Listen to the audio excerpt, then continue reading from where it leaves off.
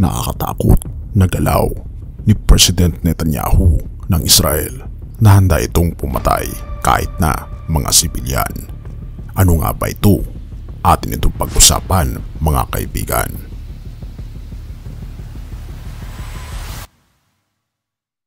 Isang nakagigimbal na mga pananalita mula sa presidente ng Israel ang binitawan nito na talaga namang gumimbal sa buong mundo. At ito ang artikulong ito, ang Pangulo kasama ang ilan sa pinakamakapangyarihan sa Kongreso. Ilang mga pinaka-impluwensyang politiko, ang wika na kanilang ginagamit ay wika ng pagpapatay. Ito'y wika na tinatawag na dehumanization. Ang ministro ng Israel ay tinawag ang lahat ng Palestino na mga halimaw at hayop. Ito'y hindi wika ng kabutihan, ito'y wika ng pagpapatay. At sinasabi na dapat silang parusahan, gaya ng sinabi ng isang matalino na si Jordan Peterson na literal na nag-tweet kay Netanyahu na parusahan sila. Sino itong sila? Ang mga Palestino ang tinutukoy nito. Makikita natin ang kalupitan ng kanilang galit. Ito'y hindi tungkol sa katotohanan at katarungan. Ito'y malinaw na tungkol sa kanilang hangaring magmalaki, na sila'y mas mataas kaysa sa iba. At dahil dito, ang buhay ng isang Palestino, Arabo o Muslim ay hindi pantay sa kanilang sariling buhay. Ngunit mga kapatid at mga kaibigan, nais kong tapusin ito nang may kaunting pag-asa. Maaring unti-unting nagbabago ang sitwasyon. Kahit papaano, ang takbo ng pangyayari ay nagbabago sa tatlong dahilan. Una, ang social media at ang malaganap na video ng mga cellphone na nagbibigay ng agad na akses sa totoo. Ito isang malaking pagbabago. Ngayon, hindi na maaaring isipin ng sinuman na ang isang tao ay walang konsensya dahil ang lahat ay tunay na may konsensya. Ngunit ang ating pinag-uusapan ay sa pagitan ng dalawang magkaibang puwersa. Kahit ako'y nananawagan sa bawat isa sa inyo na magsalita ng may karunungan, mga ahas na magsalita ng totoo at magturo. Hindi nila kayang patahimikin ang milyong-milyong tinig, milyon-milyong imahe, milyon-milyong video.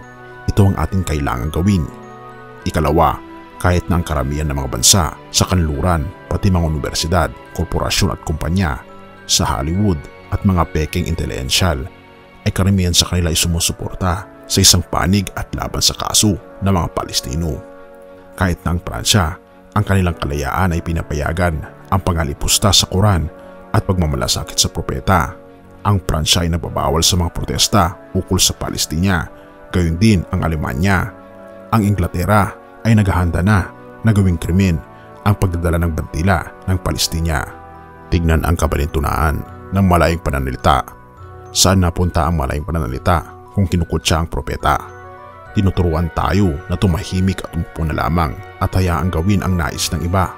Samantalang tayo ay humihingi ng karapatang pantao, bigla itong naging bawal sa Pransya, bawal sa Alemanya, at iniisip na gawing krimen sa Inglaterra ang pagdadala ng bandila ng Palestina.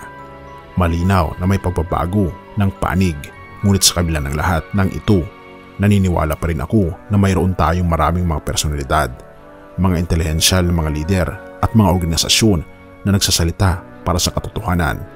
Ikatlo, at ito ang isa sa mga pangunahing punto na nais kong itampok dito, tayo, mga Amerikanong Muslim, hindi na napakaliit ng komunidad.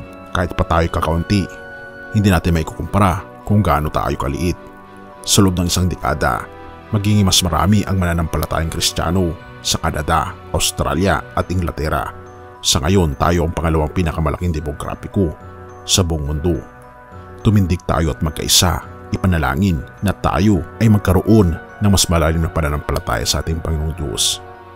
Sa mga oras na ito ng kasamaan, sa mga oras na ito ng kaguluhan, ini-encourage ko kayong lahat na maging matapang, magturo at magtiwala sa ating Panginoong Diyos. Ito ay tawag ng isang aksyon. Aksyon para sa pagkakaisa ng panalangin upang matapos na ang kaguluhan sa Middle East at upang sa ganun ay hindi umiral ang mas malalim na kahulugan ng hatred sa puso ng bawat lider ng iba't ibang bansa sa buong mundo. Lalong higit sa lugar ng Israel, tayo ay humawak sa pangako ng ating Panginoong Diyos at magkapit-bisig na ipatupad ang kabutihan sa buong mundo. Salmo 116 verse 5-6. Ang Panginoon nating Diyos ay mabuti, matuwid at mahabagin. Iniingatan ng Panginoon ang mga walang sapat na kaalaman. Nang wala na akong magawa, ako'y kanyang iniligtas. Mga kaibigan, manalig tayo sa ating Panginoong Diyos at nawa panghawakan natin ang kanyang pangako na siya lamang ang magliligtas sa atin at siya lamang ang mag-aayos ng lahat. Purihin ang ating Panginoong Diyos at salamat kaibigan sa iyong panonood. Tayo manalangin. Ama naming banal, mga Panginoon naming Diyos, tumitindi at nagiging mas malamig ang mga relasyon ng bawat nasyon na nakikita po namin, Panginoon, na nagiging evil na ang pag-iisip ng tao. Nawa, Panginoon, ay tulungan niyo po sila. Tulungan niyo po kami na ituon ang aming atensyon sa mas mainam na pag-iisip at nawa ito ang pag-iisip ng aming Panginoon Jesucristo. Na nawa, Panginoon, tulungan kami na mapunta sa aming isipan ang aming Panginoong Jesus na siya lamang ang aming isipin at nawa ang kanyang karakter ay mapuno sa katangian ng bawat isa. Salamat, Panginoong Diyos, sa inyo pong pag-aalaga sa amin at patawarin po kami sa lahat ng aming pagkukulang at pagkakasala pagkat ito ay aming samot hiling sa matamis na pangalan ng aming Panginoong Jesus. Amen.